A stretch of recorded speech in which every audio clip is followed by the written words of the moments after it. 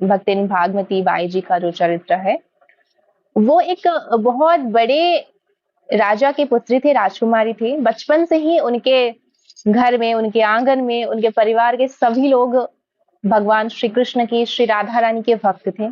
बचपन से ही उन्होंने साधु संतों की सेवा की, साधु संतों के झूठन पाए, श्री राधा रानी की, श्री कृष्ण की भक्ति करते थे। उनके परिवार में सभी लोग भक्त थे। तो माता पिता का संस्कार ही बच्चों को भक्त बनाता है या फिर ना बनाता है। तो उनके माता पिता के संस्कार थे उनके पास, तो वो एक बहुत अच्छे भक्तिन पहले से ही रही हुई। परंतु सबके जीवन में एक ना एक मोड़ आता है जिसमें कि भगवान अपने भक्तों का परीक्षा ले लेते हैं। और ये सब जितने भी भक्तों की कथा मैंने आपको बताया है, आप सब जानते हैं। हर किसी के जीवन में इतना टफ टफ सिचुएशंस आते हैं जिसको कि डील करना एक भक्त के लिए कितना मुश्किल होता है, बट स्टिल वो डगमगाता नहीं है और भगवान की भक्ति में लगा रहता है। और उसके बाद भगवान उसके भक्ति के शक्ति का रिजल्ट हर एक भक्त को दे देते हैं। तो भक्तिन भागवती बाई जी भी कुछ ऐसे ही थी, बहुत बड़े राजघराने की राजकुमारी रही भक्तिन भागवती बाई। बचपन से ही पूजा, सेवा, सत्संग, साधुओं से श्रवण करना, इन सब में वो निपुण थे। परंतु जब उनका विवाह का आयु आ गया, उनका विवाह हो गया, जिनसे उनका विवाह हुआ, जिनका नाम था राजा चिंतामणि, वो बिल्कुल भी भगवान के भक्त नहीं थे। जो मतलब नास्तिक कैटेगरी में वो आते थे। हमेशा वो विषयों में लिप्त रहते थे, राजघराने, काम, उन सबसे ज्यादा इंपॉर्टेंट उनके लिए विषय बस मदिरा पान करना, नृत्य देखना, राज काम भी अच्छे से नहीं करते थे। ऐसे उनको एक पति मिला था और उनकी एक सौतन भी थी। भक्तिन भागवती बाई जी की एक सौतन भी थी। भागवती बाई बड़ी रानी थी और छोटी रानी जो थी इंदुमती थी। तो बट उनको उस चीज का कोई फर्क नहीं पड़ रहा, उनके भक्ति जीवन में कोई फर्क नहीं पड़ता है। देखो नॉर्मली क्या होता है, जो भगवान के भक्त होते हैं उनका जीवन सही चल रहा होता है, चल रहा होता है, चल रहा होता है।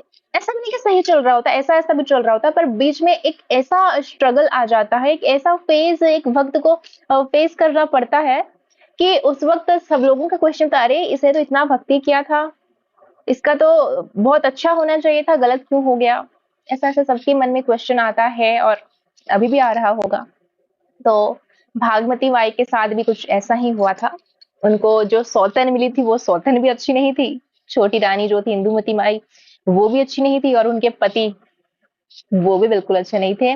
और राजा चिंतामणि जो भागवती बाई जी के पति रहे, उनका ध्यान हमेशा छोटी रानी पर रहता था, इंदुमती उन पर रहता था और उन पर ही वो आसक्त थे, क्योंकि आसक्त इंसान ही आसक्त लोगों से आसक्त हो सकता है ना। देखो ये नॉर्मली हो जाता है, हम लोग जब यहाँ पे जितने भी लोग होंगे, आई डोंट नो किसकी भक्ति की कितनी है, क्या करते हैं कितना नहीं, मुझे नहीं पता। मैं हर किसी की भावना को, हर किसी के मन को नहीं जानती, मैं किसी को देख भी नहीं पा रही हूँ यहाँ पे। अगर आप लोग चाहें तो अपना वीडियो ऑन कर सकते हैं, ताकि ऐसा ना लगे कि मैं किसी मतलब लैपटॉप से या मोबाइल से बात कर रही हूँ। अगर आप लोग कंफर्टेबल हैं तो अपना वीडियो ऑन कर सकते हैं। तो ओके, तो ऐसा है कि जब कोई भी भक्त कोई भी भक्त किसी जगह पे जाता है, नो मैटर वो ऑफिस हो, कॉलेज हो, अपने किसी भी कार्य क्षेत्र या फिर सोशल वर्क करने जाता है, कहीं भी जाता है, उस वक्त भक्तों की लिस्ट बहुत कम होती है। कभी एक होगा, कभी दो होगा, कभी तीन होगा, मैक्स टू मैक्स 5 हो गए।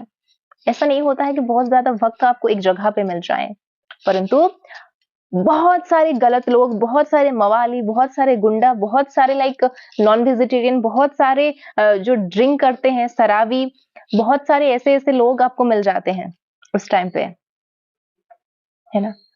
तो उस वक्त क्या होता है, जो भक्त होता है उसके साथ जो अभक्त लोग होते हैं, उन लोगों का ट्यून ऐसा मैच नहीं करता है।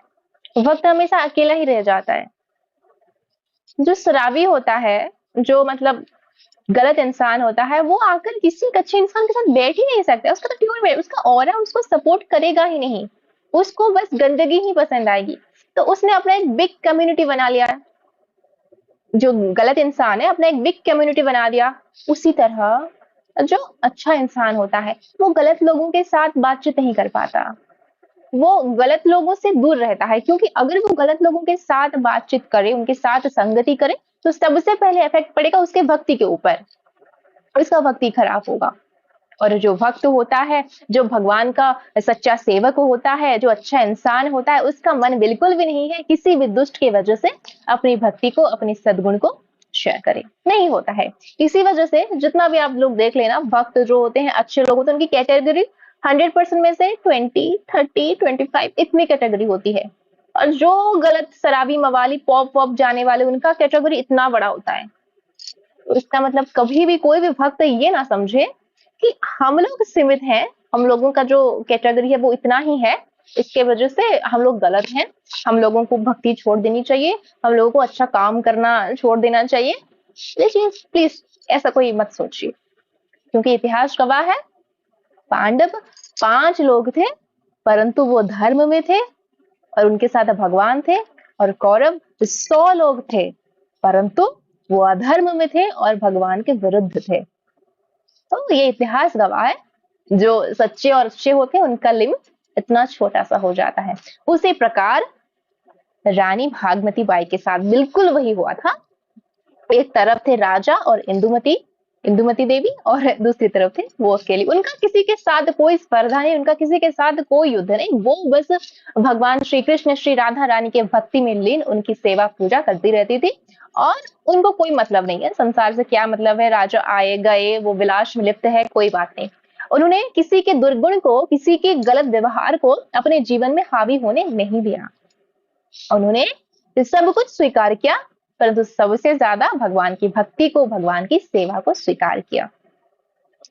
ऐसे ही दिन बीता जा रहा है, 1, 2 दिन, 3 दिन, 4 दिन, ऐसे दिन बीता जा रहा है। भागमती भाई जी का पूजा भक्ति बढ़ रहा है और वहां पे राजा का विलासता सब कुछ बढ़ा जा रहा है। देखो, जब ऐसा ऐसा ऐसा ऐसा ऐसा सीधा समय आता है ना, भगवान आपके जीवन में कुछ अच्छा करने के लिए कुछ थोड़ा छोटा मोटा बुरा कर देते हैं। कुछ लोगों को वो छोटा छोटा बुरा लग सकता है, कुछ लोगों को इतना बड़ा लग सकता है, पर कर लेते हैं। और उसका सबसे बड़ा उद्देश्य होता है भक्त की भक्ति को बढ़ाना और भक्त की भक्ति को पूरे संसार में प्रसारित करना, भक्त के नाम और ख्याति का विस्तार करना। उसी प्रकार एक बार हुआ था भक्तिन भागमती बाई जी के साथ। श्री राधा वल्लभ संप्रदाय में जो है नागरी जी, वो एक बार आ रहे थे। उनके बारे में अगर बहुत लोग नहीं जानते होंगे तो मैं बता दूं, वो श्री जी के इतने प्यारे भक्त थे, इतने प्यारे भक्त हैं, वो हमेशा रहेंगे, जो कि लाइक चिरंजीवी, सारे भक्त जो होते हैं चिरंजीवी होते हैं, ठीक है। तो उनके लिए श्री राधा रानी अपने सिंहासन छोड़कर आए थे स्वयं। वो सुबह शाम रात हमेशा श्री जी के नाम लेते थे, श्री राधा रानी की सेवा करते थे, मधुकरी मांगने जाया करते थे पूरे ब्रज में। अब मधुकरी क्या है? श्री धाम वृंदावन में हर एक ब्रजवासी के घर में जाकर अगर हम कुछ मांग कर ले आते हैं और अपने भोजन, अपने जो क्षुधा को मिटाते हैं, वो होता है मधुकरी। नॉर्मल जगह पे अगर हम भुवनेश्वर, रांची, कलकत्ता, यहाँ पर अगर हम किसी से कुछ मांग लेते हैं तो वो भीख कहलाता है। परंतु अगर हम श्री धाम वृंदावन में कुछ घर में जाकर मांग लेते हैं तो वो मधुकरी कहलाता है। श्री धाम वृंदावन की यही है शब्द, वही है लीला। तो ऐसा ही था, जो वो हर घर में जाकर मधुकरी मांगते थे और जो भी मिलता था वो खाकर श्री राधा रानी की भजन करते थे भक्त नागरी जी, नागदास जी। तो एक समय ऐसा आया कि वो बहुत ज्यादा थक गए और वो घर घर जाकर मधुकरी नहीं मांग पाते थे। एक जगह बैठकर वो श्री राधा रानी की चिंता कर रहे थे बस। परंतु जो भक्त हमेशा श्री जी के चिंतन में रहता है, आप ऐसा सोच कैसे सकते हो कि श्री जी उसके चिंतन में नहीं रहते हैं? जो भी भक्त अपना तन मन धन श्री जी को समर्पित करता है, श्री जी भी अपना तन मन धन उस भक्त को समर्पित करते हैं। बस एक बार बीमार होने की वजह से वो नहीं जा पाए, नागरी जी नहीं जा पाए कुछ ज्यादा समय तक मधुकरी मांगने, तो श्री जी ने क्या किया, एक छोटी बालिका का वेश ले लिया। और ये जो मैं बात बोल रही हूँ, ये जो मैं कथा बता रही हूँ, ये कलयुग की बात कर रही हूँ मैं, कुछ द्वापर तृतीया सत्य युग की बात नहीं कर रही हूँ। कलयुग में भी चमत्कार होता है, और वो तो भक्त की दृष्टि है जो भगवान को भी भगवान बनाता है। और अगर ये चीज नहीं रही तो आई डोंट नो कौन क्या समझ पाएंगे। एक सेकेंड। ओके, तो बस एक बार श्री जी आ गए थे उनके पास, और पहले बात किया, बाबा कैसे हो, क्या कर रहे हो, बहुत समय हुआ, मधुकरी मांगने नहीं जाते हो, कुछ भोजन नहीं करते हो। श्री जी हाथ में प्रसाद लेकर आके नागरीदास जी से बात कर रहे हैं। नागरीदास इतने सालों से श्री जी की भक्ति किए हैं, क्या वो अपने माँ को, वो अपनी किशोरी जी को, वो अपने श्री जी को पहचान नहीं पाएंगे? अवश्य पहचान पाएंगे। उन्होंने पहचान लिया कि ये कोई और नहीं, ये तो मेरी श्री जी है। पहचान लिया उन्होंने, और कुछ नहीं बोला, बस मुस्कुरा रही। वहां पे छोटी बालिका जो श्री जी के रूप है, वो बोल रहे हैं कि बाबा मधुकरी मांगने जाया करो, श्री जी को बहुत दुख होता है, तुम भूखे रहते हो ना, तो श्री जी को बहुत दुख होता है, दिल दुखता है। तुम अगर अच्छे से भोजन करोगे, अपना ख्याल रखोगे, तो श्री जी खुश होंगे। इतना कहकर प्रसाद देकर छोटी बालिका जो कि श्री जी के रूप थी, वो वहां से चली गई।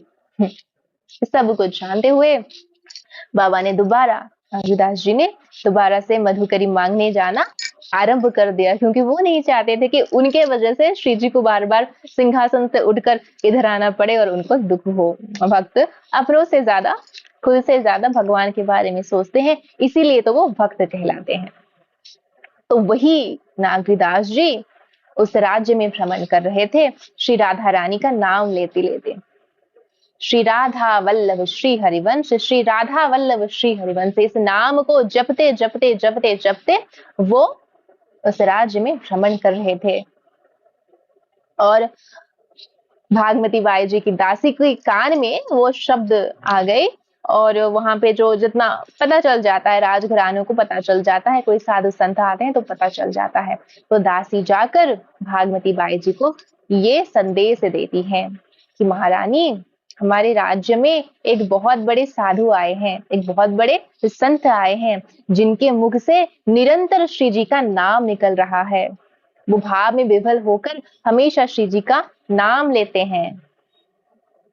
तो जब उनके कान में, भागमती बाई जी के कान में ये चीज पड़ गई कि एक साधु आकर बार बार श्री जी का नाम ले रहे हैं, उनका मन तो विवल हो गया। और भक्त तो उस वक्त ही विवल हो जाता है जब वो अपने प्रभु का दर्शन या फिर प्रभु का नाम सुन लेता है। अब देखिए, अगर हमारे सामने, मुझे नहीं पता आप लोगों की स्थिति क्या है, क्या मुझे नहीं पता है, बट मैं इतना एक्सपेक्ट करती हूँ कि सब लोगों को श्री जी का नाम सुनना पसंद होगा, श्री जी की कथा सुनना पसंद होगा। मैं अपनी एग्जाम्पल लेती हूँ, अगर मेरे पास बैठकर कोई श्री राधा रानी की, श्री कृष्ण की बात करे तो मैं घंटों तक बात कर सकती हूँ, घंटों क्या 24 आवर तक मैं बात कर सकती हूँ। बिठाओ मेरे पास किसी को, मैं घंटों तक बात करने के लिए तैयार हूँ। पर वहीं अगर मेरे पास बैठकर कोई संसार का दुखड़ा सुनाएगा तो मैं, हाँ सुनूंगी, क्योंकि काउंसलर हूँ, सुनना तो बनता है, सुनूंगी सुनूंगी सुनूंगी, बट बहुत ज्यादा मैं नहीं सुन सकती हूँ। आधा घंटा, 1 घंटा, मैक्स टू मैक्स, उससे ज्यादा नहीं हो सकता है, कैपेसिटी होती है। वैसे ही अगर किसी भक्त को उसका भगवान का नाम सुना दो, ओ माय गॉड, ओ कृष्णा, ओ श्री राधा रानी, क्या चमत्कार हो जाता है उस वक्त, और वो और ज्यादा सुनना चाहता है।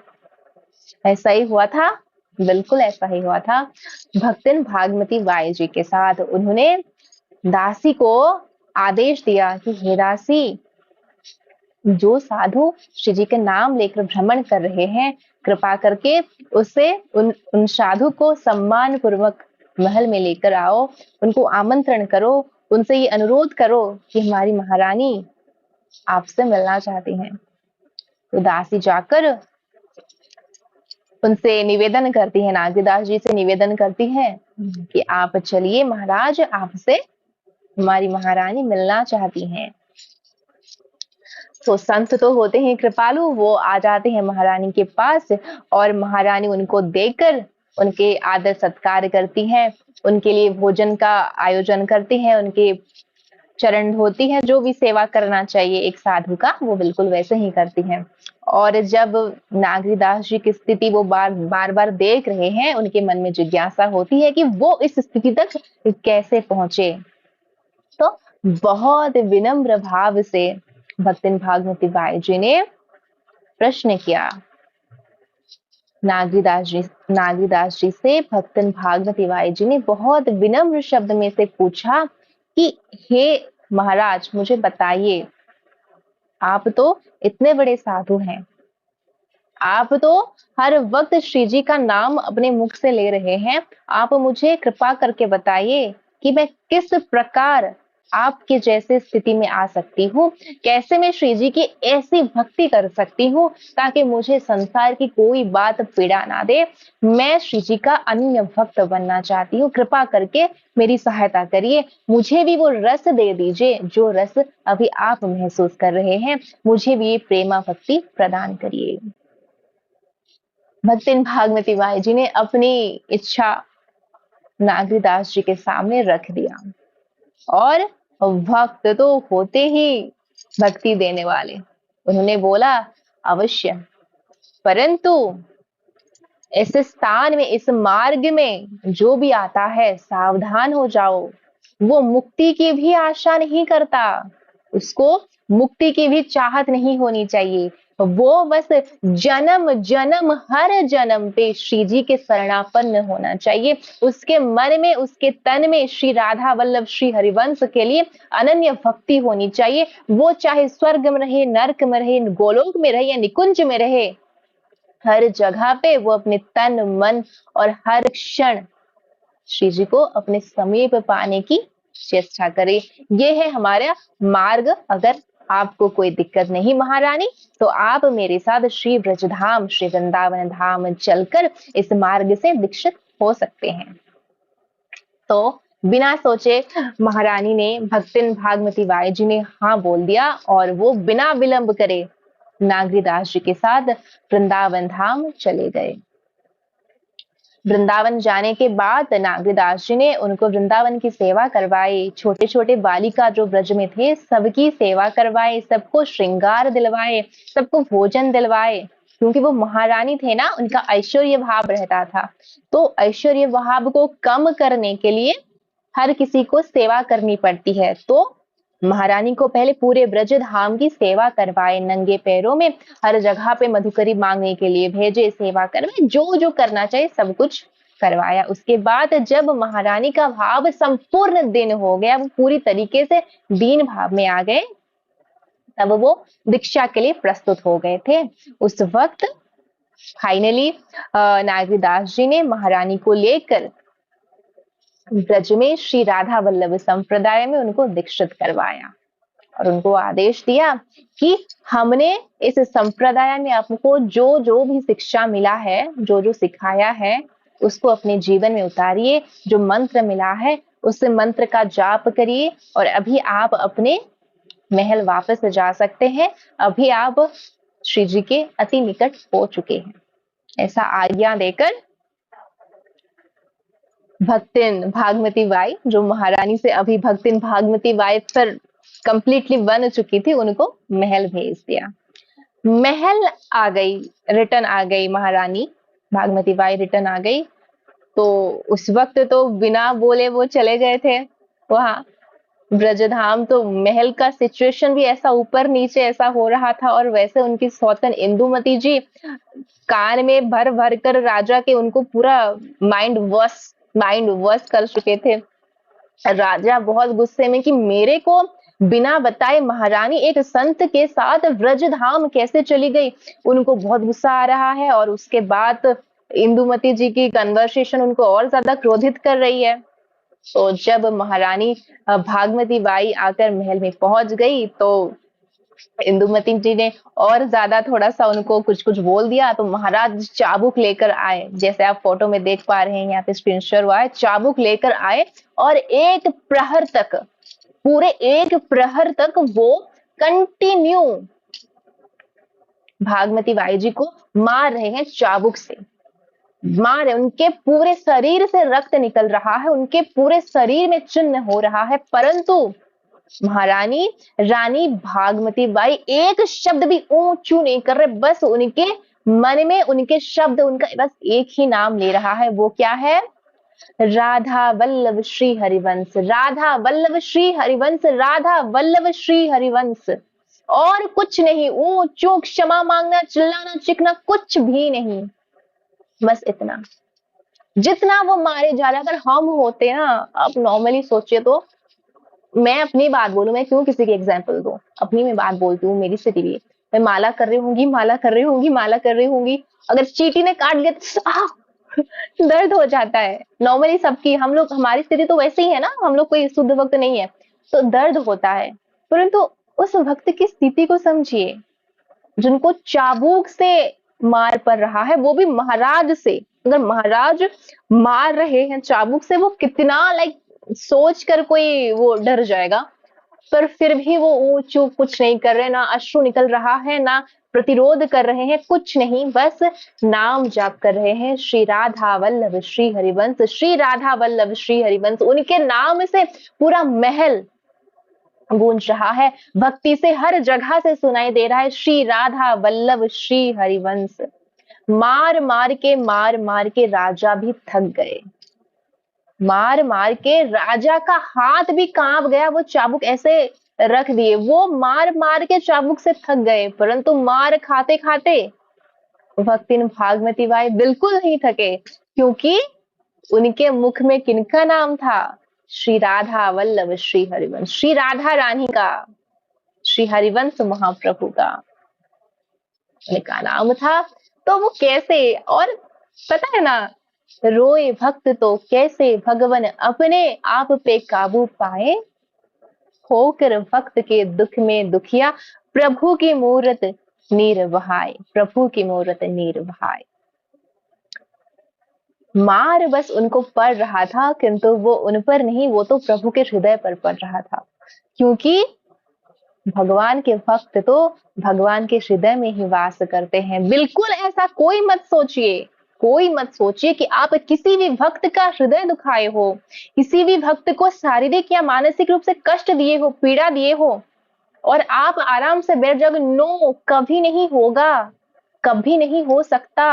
आपने किसी भगवत प्रेमी, किसी वैष्णव, किसी भक्त को इतना सा भी चोट दिया है ना, हो सकता है आप अभी एंजॉय कर रहे होंगे, उस मार आप तक इतना गुना होकर आएगा, क्योंकि भक्त जवाब नहीं देते, जवाब भगवान देते हैं, ठीक है? भक्त जवाब देगा तो फिर इतना में हो जाएगा, अगर भगवान जवाब देंगे ना, वो आपको उस भक्त के चरणों में जब तक ना गिराएं, तब तक वो चैन नहीं लेते हैं। आपको तो याद होगा, मैक्सिमम लोगों को दुर्वासा मुनि की वो जो कथा याद होगी, जिन लोगों को नहीं पता उन लोगों के लिए मैं शॉर्टली बता दे रही हूँ। राजा अम्बरीश थे, जो कि बहुत बड़े विष्णु भक्त थे, तो एकादशी का सेवा बहुत निष्ठा से करते थे, पूरे राज्य को संभालते थे, वो एक राजा होकर भी वैष्णव थे। जिसके पास सब कुछ होता है वो वैसे घमंड में रहता है, परंतु जो भक्त होता है उसको मतलब नहीं होता है कि मेरे पास क्या है क्या नहीं, उसका मन तो हमेशा भगवान के प्रीत में, भगवान के सेवा में लगा रहता है। तो राजा अम्बरीश उसी प्रकार के एक अनन्य भक्त थे श्री लक्ष्मी नारायण, श्री नारायण जी के। तो उनकी परीक्षा लेने के लिए एक बार दुर्वासा मुनि उनके महल में आते हैं और बोलते हैं कि मैं स्नान करने जा रहा हूँ, आने के बाद भोजन करूंगा। तो बस समय बीता गया, समय बीता गया, एकादशी का पारण टाइम भी आ गया, पारण टाइम जो होता है वो आ गया, व्रत खोलने का समय आ गया, उससे समय आए नहीं थे ऋषि दुर्वासा, तो वो विचलित हो गए कि अभी क्या करना चाहिए। तो सारे ब्राह्मणों से, सारे ऋषियों से पूछ कर राजा अम्बरीश ने इतना थोड़ा सा ही भगवान का पादुका, बस कुछ खाए नहीं थे, बस इतना थोड़ा सा पादुका उन्होंने पाया था, जिससे कि उनका पारण कंप्लीट हो जाए, बस इतना ही उन्होंने किया था। और जिनका आज्ञा उनको ऑलरेडी सारे ऋषि सारे ब्राह्मण दे चुके थे, बस इतना। और ये बात तो उस वक्त दुर्वासा ऋषि को पता चल गई और दुर्वासा ऋषि आकर बहुत क्रोध में अम्बरीश महाराज पर गुस्सा करने लगे। अरे तुमने मुझे बुलाकर मेरा अपमान किया, ये वो बहुत गुस्सा हो गए थे उस वक्त। और जब बार बार वो आक्षेप करते हैं, बार बार जब अपमान कर रहे थे राजा के, एंड जब मारने के लिए आ गए फाइनली अम्बरीश अम्बरीश राजा पर, उस वक्त श्री नारायण के सुदर्शन आकर दुर्वासा जी को पूरे पूरे पूरे ब्रह्मांड में घुमा दिया। उनके दुर्वासा ऋषि आगे आगे और नारायण के सुदर्शन उनके पीछे पीछे, दुर्वासा ऋषि आगे आगे और नारायण के सुदर्शन उनके पीछे पीछे, वो पूरे ब्रह्मांड में घूम चुके हैं। ब्रह्मा जी के पास आकर बोलते हैं रक्षा करिए, ब्रह्मा जी हाथ टेक देते, नहीं नहीं नहीं, हो नहीं सकता, मेरे से नहीं होगा, जाओ आगे जाओ। उसके बाद शिव जी के पास जाते हैं, शिव जी भी हाथ जोड़ते, नहीं नहीं नहीं, मुझसे नहीं होगा, इसी सुदर्शन है, ये भक्त की रक्षा के लिए, मेरे से नहीं होगा, वो निकाल देते हैं। फिर वो जाते हैं नारायण के पास, नारायण भी हाथ ऊपर कर देते हैं, नहीं, मेरे लिए मुझे अगर गाली दिया हो, मेरा अपराध किया हो तो वो क्षमणीय है, परंतु वैष्णव नामे अपराध ना ही परित्राण। अगर तुमने किसी भक्त का हृदय दुखाया है, वैष्णव अपराध किया है, तो फिर तुमको तारेगा तो वही भक्त ही तारेगा, मेरे में वो क्षमता नहीं है। सोचिए, वैष्णव अपराध, भक्त अपराध कितना भयंकर है, जो करके आप बिल्कुल भी बच नहीं सकते, भगवान भी आपको उस चीज से बचा नहीं सकते। सबसे खतरनाक है वैष्णव अपराध। वैष्णव अपराध हो जाता है तो इतना लेवल में हम गिरते हैं कि ओ माय गॉड, ये बहुत ज्यादा कॉम्प्लिकेटेड चीज है। उसके बाद फिर हिंट देते हैं कि तुम जाकर राजा अम्बरीश से ही क्षमा मांगो, वो चाहे तो तुमको इस चीज से मुक्त कर सकते हैं। फिर दौड़ दौड़ के जाके दुर्वासा से राजा अम्बरीश से क्षमा मांगते हैं। और जब राजा अम्बरीश सुदर्शन चक्र को विनती करते हैं दुर्वासा ऋषि की रक्षा के लिए, तब जाके सुदर्शन चक्र शांत होता है। तो वही, जब हम भक्त का अपराध करते हैं तो अगर आपको तार भी सकता है तो वही भक्त, भगवान नहीं तार सकते हैं। उसी प्रकार जब भागवती माई को मार मार के राजा रानी दोनों थक गए, इंदुमती और चिंतामणि राजा दोनों थक गए, उस वक्त वो अपने भजन में मग्न है, राधा वल्लभ श्री हरिवंश अपने भजन में मग्न है, उनको कोई फर्क नहीं पड़ रहा है। परंतु दोनों के शरीर में छाले पड़ गए, राजा और रानी दोनों के पूरे शरीर में छाले पड़ गए और उनको कंटिन्यू उल्टी हो रही है, पूरे मुख खराब हो गया, पूरा बदन खराब हो गया, उनको असहनीय पीड़ा हो रही है। राजा और रानी दोनों को बार बार उल्टी हो रही है। वैद्य आकर देखता है कोई इलाज नहीं हो रहा है, कुछ नहीं हो रहा है। लास्ट में ब्राह्मण ऋषि उनको आदेश देते हैं कि अगर तुमको स्वस्थ होना है, तुम दोनों को जाकर भक्तिन भागवती माई के चरणों में क्षमा मांगो। अगर वो क्षमा कर दे तो फिर आपका जो शरीर है ऐसा हो चुका है, आपका जो स्वास्थ्य बिगड़ चुका है, वो स्वस्थ हो सकता है। तो उस वक्त जाकर राजा रानी दोनों भागवती माई जी के चरणों में गिरकर उनसे क्षमा मांगते हैं, क्षमा की याचना करते हैं। और भक्त तो होते ही कृपालु, भक्त तो होते ही दयालु, वो क्षमा कर तो देते हैं और उसके साथ भगवान से भी निवेदन करते हैं, भगवान से भी प्रार्थना करते हैं कि इनकी कोई गलती नहीं है, मेरे साथ जो होना था वो हुआ है, इनको क्षमा कर दीजिए और इनको स्वस्थ कर दीजिए। बचा लिया रानी भागवती माई जी ने राजा रानी दोनों को, राजा चिंतामणि और छोटी रानी इंदुमती को, दोनों को बचा लिया रानी भागवती बाई जी ने। तो ये थी रानी भागवती बाई जी के चरित्र, बहुत शॉर्टली और बहुत जल्दी जल्दी